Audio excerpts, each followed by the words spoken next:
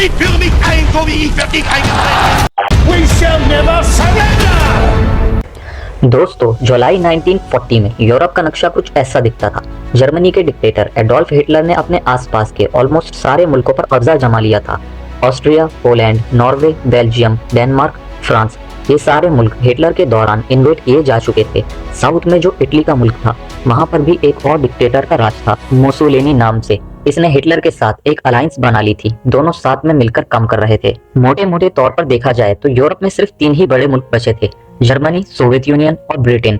अब जर्मनी और Soviet union के बीच में भी एक पीस एग्रीमेंट चल रही थी, तो हिटलर को सोवियत यूनियन से डरने की कोई जरूरत नहीं थी, क्योंकि सोवियत यूनियन कभी भी जर्मनी के ऊपर हमला नहीं करते। इसका मतलब यह हुआ कि ब्रिटेन अकेला देश बचा था जो जर्मनी के खिलाफ खड़ा था।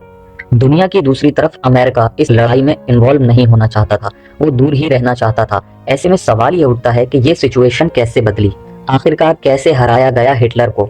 आइए जानते हैं वर्ल्ड वॉर 2 की पूरी कहानी आज की इस वीडियो में। क्विक इन्फॉर्मेशन टीवी की इस वीडियो में एक बार फिर से खुशामदीद। ये वीडियो सेकंड पार्ट है दोस्तों मेरी वर्ल्ड वॉर 2 की सीरीज का।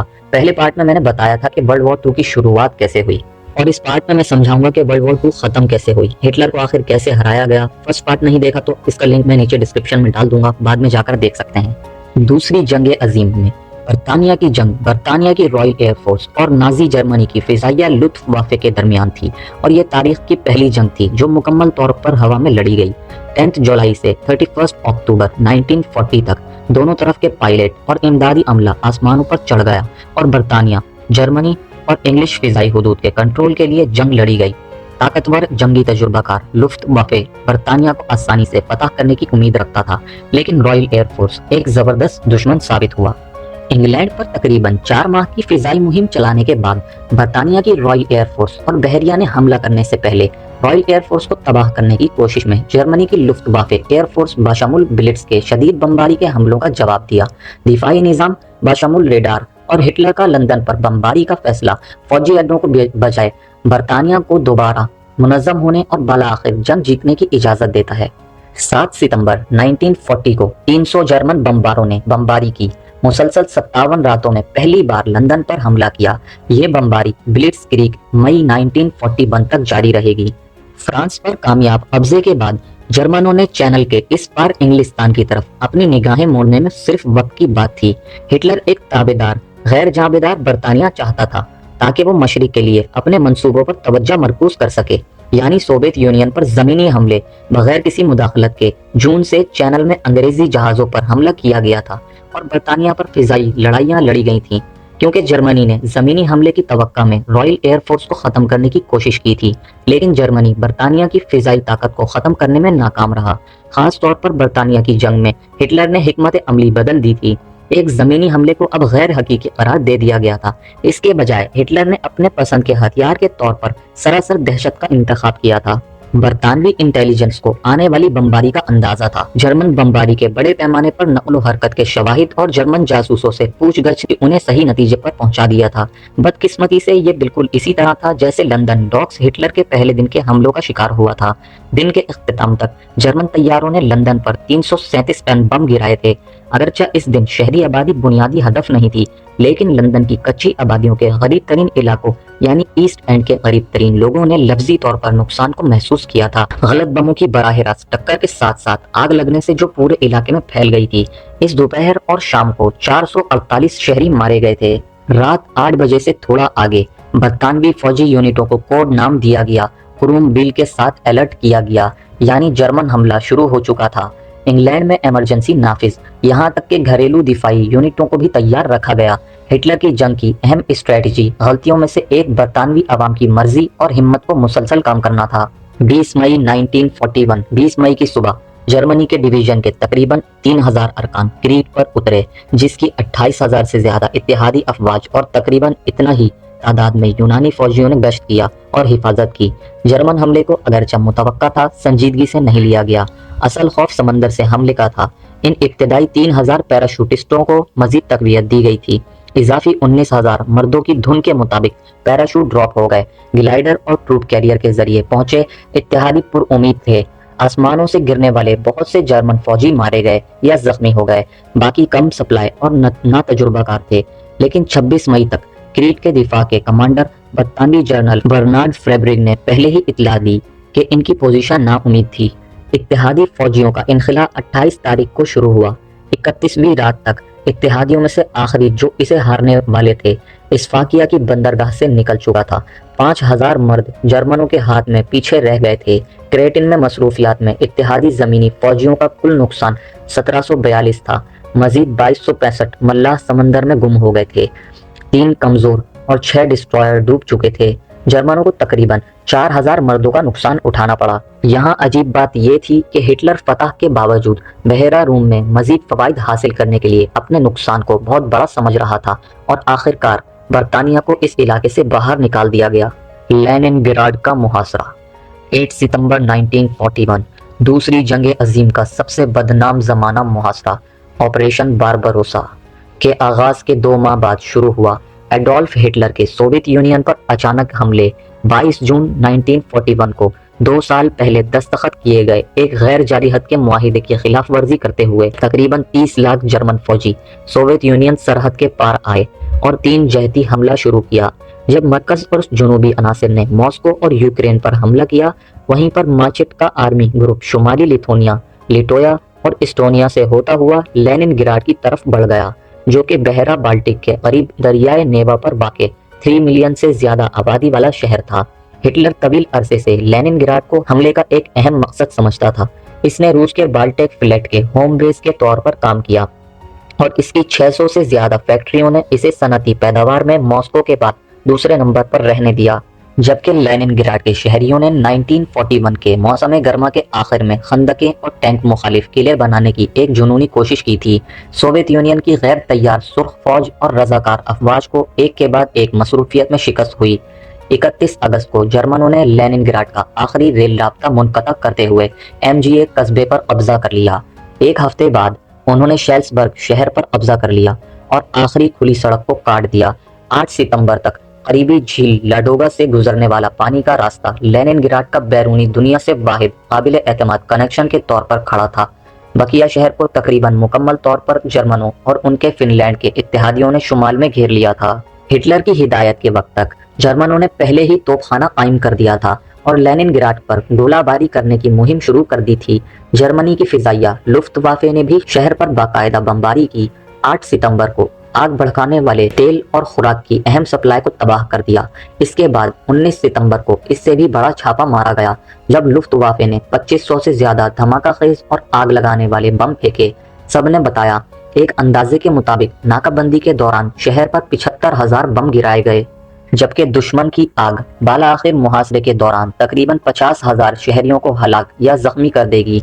लेनिनग्राड का सबसे संगीन मसला खुराक की कमी थी।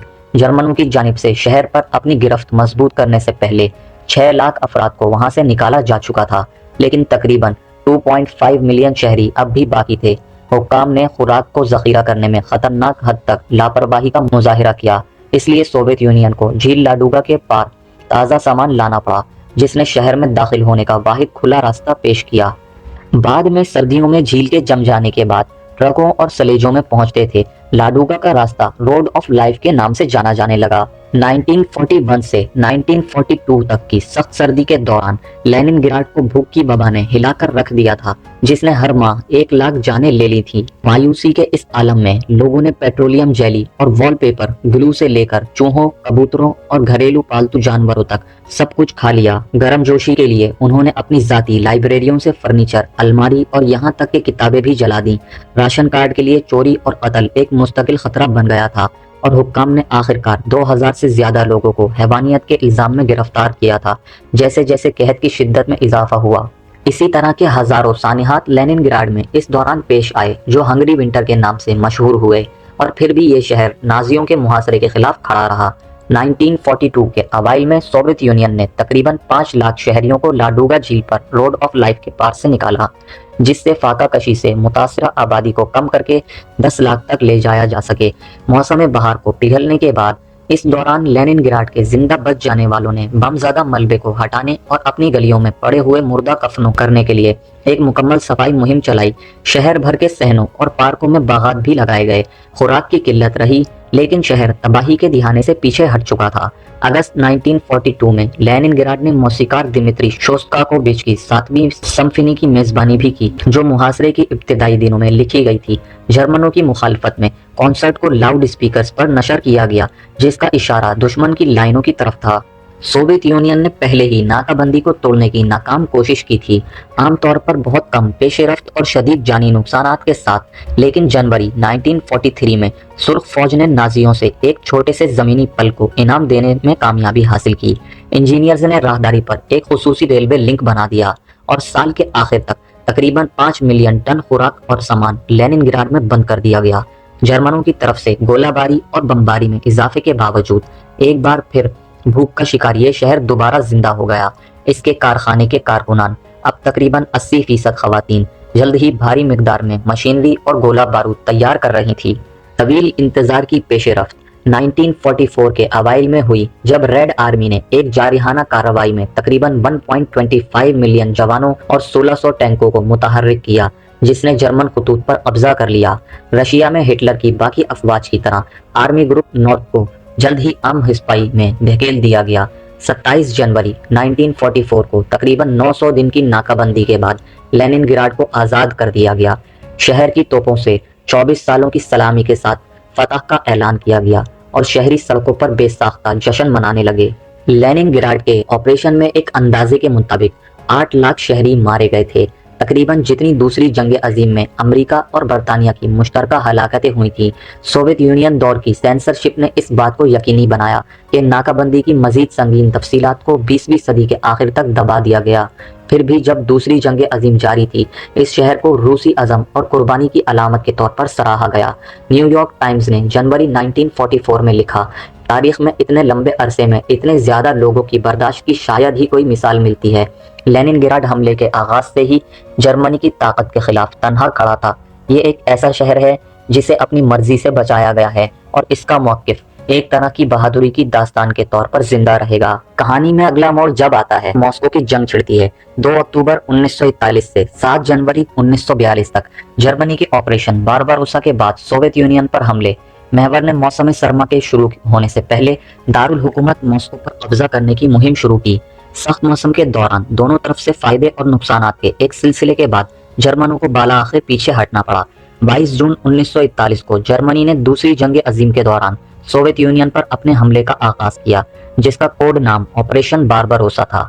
नाजी रहनुमा एडोल्फ हिटलर ने फौरी फतह की पेशनगोई की थी, लेकिन इब्तिदाई कामयाबी के बाद सिफाकाना मुहिम आगे बढ़ी और आखिरकार गलतियों और सख्त सर्दी के मौसम में जर्मन अफवाज की जानिब से सोवियत यूनियन मुजाहिमत और पिस्पाई का शिकार होने की वजह से नाकाम हो गई। मुल्क को बचाने के लिए सोवियत यूनियन ब्रिटेन के साथ जुड़कर एलाइड पावर्स का हिस्सा बन जाता है। साथ में मिलकर प्लान बनाया जाता है कि कैसे सोवियत यूनियन की आर्मी के पास सप्लाईज भेजी जाएंगी। एक रूट डिसाइड किया जाता है जो ईरान के थ्रू होते हुए जाएगा, लेकिन प्रॉब्लम ये थी कि ईरान में जो सरकार थी वो हिटलर के फेवर में थी, तो इसी रीजन से यूके और सोवियत यूनियन साथ में मिलकर ईरान को इन्वेड करते हैं। फायदा यहाँ पर ज्यादा होता नहीं, क्योंकि हिटलर की ब्लिट्जक्रीग स्ट्रेटेजी की मदद से सिर्फ 2 दिन के अंदर अंदर जर्मन्स ने ऑलरेडी 100 किलोमीटर के अंदर घुसकर सोवियत यूनियन की इतनी सारी जमीन पर कब्जा जमा लिया। कुछ ही हफ्तों में ये इतने आगे बढ़ जाते हैं कि मॉस्को से सिर्फ 300 किलोमीटर दूर होते हैं। पॉइंट ऑफ टाइम पर हिटलर और उसके मिलिट्री कमांडर्स के बीच में कुछ डिसएग्रीमेंट्स होती हैं, जिसकी वजह से अगला जर्मन एडवांस अक्टूबर तक डिले हो जाता है। ठंड बढ़ने लगती है। ठंडे मौसम में सोवियत्स के पास एडवांटेज है, उन्हें आदत है ठंड में लड़ाई करने की। दूसरी तरफ जापान की साइड में देखा जाए तो सोवियत यूनियन को वहां पर अपना दूसरा एडवांटेज मिलता है। जापान और सोवियत यूनियन ने साथ में एक नॉन एग्रेशन ट्रीटी साइन कर ली थी। इसका मतलब ये था कि जो सोवियत यूनियन आर्मी के ट्रूप्स ईस्टर्न बॉर्डर पर मौजूद थे, जापान के साथ लड़ाई करने लग रहे थे, अब वो वापस आकर वेस्ट में लड़ाई कर सकते हैं जर्मनी के खिलाफ अपने मुल्क को बचाने के लिए। दिसंबर 1941 में एक और ट्विस्ट आता है हमारी कहानी में। अचानक से जापान जाकर यूएसए के पर्ल हार्बर बेस पर हमला कर देता है बिना किसी प्रोवोकेशन के। 2300 से ज्यादा अमेरिकन ट्रूप्स मारे जाते हैं। अमेरिका इस पॉइंट ऑफ टाइम तक वर्ल्ड वॉर 2 में इन्वॉल्व नहीं होना चाह रहा था। यूरोप में अभी तक जो भी हुआ था, इसको देखकर अमेरिका ने कहा था कि मेरी प्रॉब्लम नहीं है, अब मैं इसमें इन्वॉल्व नहीं होना चाहता। वर्ल्ड वॉर 1 में बहुत इन्वॉल्व हो गया था मैं, तुम लोग अपना देखो। लेकिन जब ये बॉम्बिंग होती है पर्ल हार्बर की, फिर अमेरिका को लगता है कि अब बस बहुत हुआ। इस पॉइंट ऑफ टाइम पर अमेरिका ऑफिशियली जापान के अगेंस्ट वॉर डिक्लेयर कर देता है और वर्ल्ड वॉर 2 में एंट्री मार लेता है। अमेरिका इलाइट फोर्सेस के साथ एक अलायंस में जुड़ता है, जिसमें अब यूके, सोवियत यूनियन और चाइना जैसे बड़े बड़े मुल्क हैं। यहाँ पर आप सोचोगे कि ये पर्ल हार्बर एक्चुअली में किया क्यों जाता है। इसके पीछे अपनी पूरी एक बैक स्टोरी है। जापान में हिरोशिमा और नागासाकी की जो बमबारी हुई थी, अमेरिका उसमें इन्वॉल्व था। इसके ऊपर भी एक पूरी स्टोरी मैं बनाऊंगा, एक नई वीडियो बनाऊंगा, आप लोग इंतजार कीजिएगा। अमेरिका यहाँ पर कुछ महीने का टाइम लगाता है और वॉर डिक्लेयर करके प्रिपेयर करने में एंट्री करने से पहले तब तक अर्ली 1942 में थाईलैंड और कंबोडिया जैसे मुल्कों पर जापान में ऑलरेडी इन्वेड कर दिया जाता है और अपना कब्जा जमा लिया जाता है। मिड 1942 हिटलर डिसाइड करता है कि सोवियत यूनियन के साउथ पर फोकस किया जाए। जो उनकी सप्लाई चेन आने लग रही है ईरान से, पहले उसे खत्म किया जाए। यहाँ पर एक खूनखार जंग छिड़ती है स्टालिनग्रेड के शहर में। सोवियत यूनियन की आर्मी अपने आप को सक्सेसफुली प्रिपेयर्ड कर पाती है जर्मन आर्मी के अगेंस्ट। जमीन के दूसरी तरफ इलाइट फोर्सेस अमेरिका के साथ मिलकर जापानीज टेरिटरीज पर हमला करती हैं साउथ पैसिफिक में। इस लड़ाई को बैटल ऑफ मिडवे कहा जाता है। 4 इंपोर्टेड जापानीज एयरक्राफ्ट और सप्लाई क्रेयर्स को डिस्ट्रॉय कर दिया जाता है 1942 में। 1942 के एंड तक ब्रिटिश आर्मी सक्सेसफुली इजिप्ट के मुल्क से इटालियन और जर्मन फोर्सेस को बाहर निकाल फेंकती है। स्टालिनग्रेड की लड़ाई बहुत लंबी छिड़ती है। नवंबर 1942 सर्दियों का मौसम फिर से आ गया है। जर्मन आर्मी के लिए फाइट करना बहुत मुश्किल हो रहा है। एक पॉइंट ऑफ टाइम पर स्टालिनग्रेड के शहर में जर्मन आर्मी ने ऑलमोस्ट पूरा कब्जा जमा लिया था, लेकिन सोवियट्स आखिर तक लड़ते रहे। बैटल ऑफ स्टालिनग्रेड पूरी वर्ल्ड वॉर 2 के दौरान सबसे डेडलीस्ट बैटल थी। फाइनली सोवियत सोल्जर्स सक्सेसफुल रहते हैं। करीब 3 लाख जर्मन ट्रूप जो स्टालिनग्रेड के अंदर मौजूद हैं, उन्हें घेर लिया जाता है चारों तरफ से सोवियत सोल्जर्स के तरफ से। ये लोग फरवरी 1943 में जाकर सरेंडर करते हैं। ये सबसे बड़ा टर्निंग पॉइंट था वर्ल्ड वॉर 2 का। कुछ महीने बाद जुलाई 1943 में इटली में रहने वाली आवाम अपने डिक्टेटर मोसोलिनी को धक्के मारकर बाहर निकालती है। इटली में आम लोगों के बीच में एंटी फैसिस्ट मूवमेंट देखने को मिलती है। अपनी हालातों से परेशान आकर सिविलियन लोग अपने डिक्टेटर के खिलाफ जंग लड़ते हैं और मोसोलिनी को मार दिया जाता है एक गांव में रहने वाले आम इटालियन पार्टिसान से। पार्टिसान का मतलब होता है कि सिविलियन लोग जो हथियार उठाते हैं किसी कॉज के लिए, फाइट करने के लिए। इटली में एक नई हुकूमत बनती है और ये नई हुकूमत इलाइट फोर्सेस के साथ लड़ाई बंद करने का डिसीजन लेती है। आहिस्ता आहिस्ता इलाइट मुल्कों में कॉन्फिडेंस बढ़ रहा था कि वो एक्चुअली में हिटलर को हरा सकते हैं। नवंबर 1943 में स्टालिन, रूजवेल्ट और चर्चिल तीनों तेहरान में मिलते हैं, डिस्कस करने के लिए ही वर्ल्ड वॉर 2 को ख़त्म कैसे किया जा सकता है। जून 1944 एक और एहतियाती दिन जिसे डी डे कहा जाता है। इस दिन इलाइट फोर्सेस एक खतरनाक ऑपरेशन शुरू करती हैं जमीन पर उतरने का। करीब 1.5 लाख से ज्यादा ब्रिटिश, कैनेडियन और अमेरिकन सोल्जर्स फ्रांस में मौजूद नॉर्मैंडी के बीचेस पर लैंड करते हैं। यहाँ पर ये जर्मन आर्मी के खिलाफ जमीन पर फाइट करेंगे और फ्रांस को रिहा करेंगे। कुछ साल पहले हुए डंकर्क के इक्वेशन के बाद ये पहली बार था कि ब्रिटिश आर्मी जमीन पर मौजूद थी जर्मन आर्मी के खिलाफ लड़ने के लिए। हिटलर के लिए बड़ी मुसीबत वाली सिचुएशन बन जाती है। हिटलर ने सोवियत यूनियन पर फोकस करने को कहा था अपनी आर्मी को। वहां पर ठंड के मारे उन्हें लॉसेस सहने पड़ रहे थे। सोवियत यूनियन को पूरी तरीके से हरा नहीं पाए थे और अब ये वेस्टर्न फ्रंट से भी अटैक आ रहा है। तो हिटलर ने डिसाइड किया कि ईस्टर्न फ्रंट से आर्मी को पीछे लिया जाए और सारा काउंटर अटैक फोकस किया जाए वेस्ट से आ रही इलाइट फोर्सेस पर। जैसे ही हिटलर ने अपनी आर्मी को पीछे हटाया, सोवियत यूनियन से एक बड़ा काउंटर अटैक देखने को मिला। सिर्फ 2 महीनों के अंदर अंदर सोवियत यूनियन ने करीब 600 किलोमीटर जमीन अपनी वापस ले ली जर्मन से। सोवियत आर्मी के ऑक्यूपेशन के अंदर आ गए और दूसरी तरफ हाई अलर्ट फोर्सेस फ्रांस में साउथ से भी लैंड करते हैं। एक के बाद एक कंट्रीज का लिबरेशन शुरू हो जाता है। हिटलर की आर्मी को बाहर निकाल के फेंका जाता है। यूगोस्लाविया ने तो अपने खुद के दम पर ही जर्मन ट्रूप्स को बाहर निकाल फेंका था। अब 3 जगहों से जर्मनी पर हमला किया जा रहा था। हिटलर अपना आखिरी मेजर ऑफेंस प्लान करता है जिसे कहा जाता है बैटल ऑफ बल्ज। ऑर्डिनेंस के फॉरेस्ट में रीजन में इसका मकसद था कि जर्मन आर्मी जाकर इलाइट फोर्सेस को पीछे निकाले जर्मन के अंदर। फॉर्मली इन्वेड करने से पहले इलाइट फोर्सेस जबरदस्त एरियल बॉम्बिंग करती हैं जर्मन शहरों पर। फरवरी 1945 में क्रीमिया में एक याल्टा कॉन्फ्रेंस की जाती है। इसमें अनाउंस किया जाता है कि जो भी मुल्क जर्मनी पर वॉर डिक्लेयर करेगा वो ज्वाइन कर सकता है जर्मनी पर हमला करने के लिए। Soviet union, Turkey, Syria, Lebanon, Saudi Arabia, Egypt, UK, United state, Venezuela, Paraguay सब वॉर डिक्लेयर कर देते हैं जर्मनी पर। वर्ल्ड वॉर 2 के आखिरी 4 महीने सबसे ज्यादा दर्दनाक होते हैं। ऑलमोस्ट हर दिन 30,000 लोग मारे जा रहे थे। जैसे जैसे इलाइट फोर्सेस आगे बढ़ती हैं तो उन्हें पता चलता है हिटलर के कॉन्सेंट्रेशन कैंप्स के बारे में, जहां पर लाखों बेगुनाह ज्यूज को बड़ी बेरहमी से मारा गया था। इलाइट फोर्सेस की बॉम्बिंग जारी रहती है जर्मन शहरों पर। बाद में चलकर इस चीज को कुछ लोगों की तरफ से क्रिटिसाइज भी किया जाता है कि ये अननेसेसरी था जर्मन शहरों पर बम गिराना, जहां पर बहुत सारे सिविलियन लोग मारे गए।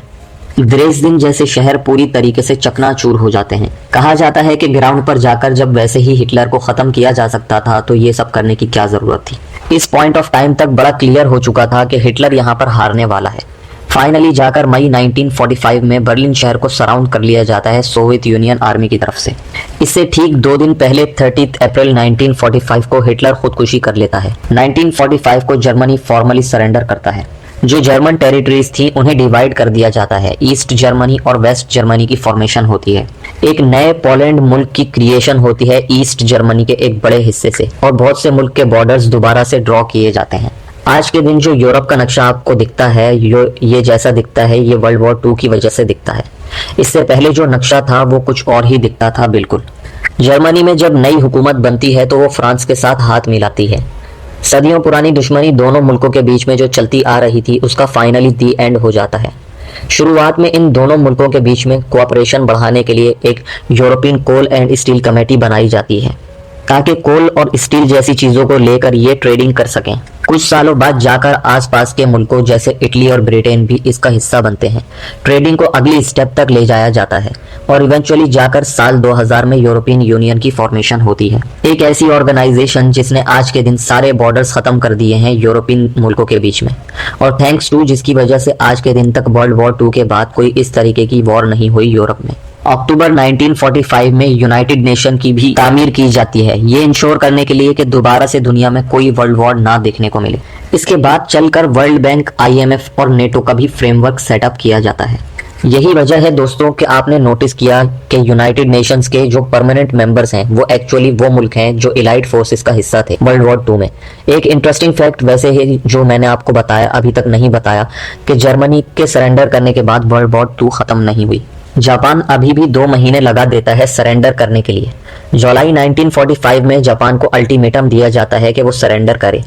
of VJ Day must await upon the formal signing of the surrender terms by Japan. लेकिन इस अल्टीमेटम को इग्नोर कर दिया जाता है, जिसके बाद अमेरिका हिरोशिमा और नागासाकी पर एटम बम गिराता है। क्या है इस एटॉमिक बम की पूरी कहानी, इसे मैंने एक्सप्लेन किया है हिरोशिमा और नागासाकी वाली इस वीडियो में। उम्मीद है क्विक इन्फॉर्मेशन टीवी की ये वीडियो आपको अच्छी लगी होगी। मज़ीद ऐसी वीडियो से बाखबर रहने के लिए हमारे चैनल को सब्सक्राइब करें और बेल आइकन को ज़रूर दबा दीजिएगा ताकि हर आने वाली वीडियो का नोटिफिकेशन आपको मिलता रहे। मिलते हैं किसी इंटरेस्टिंग वीडियो में। अपना बहुत ख्याल रखिएगा। अल्लाह हाफिज़।